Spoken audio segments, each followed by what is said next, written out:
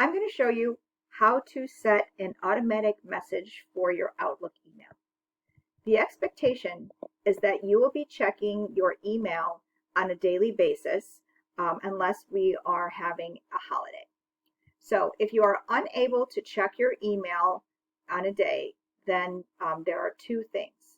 One is you should give me a heads up, send me an email, let me know that you are not going to be available to contact on a specific day or days. The next thing you'll do is you will set an automatic reply. And so it is pretty simple to do. So the first thing you're going to do is in your folder where you check your mail, you're going to go under File, open it, and then you will see an automatic replies out of Office as a choice. Select it. Now I already have one set up because I do this on Fridays. So you will see, first of all, send automatic replies is what you're going to select, and then you select only send during this time range if you don't want to accidentally forget.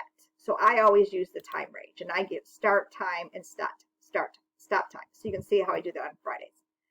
Then you have a message that you will type, and it's just something simple. Thank you for contacting me, and then you will forward them to my email. So you're going to say, if you need assistance, please contact, and then my email address, Joan Hereford at chadscoalition.org.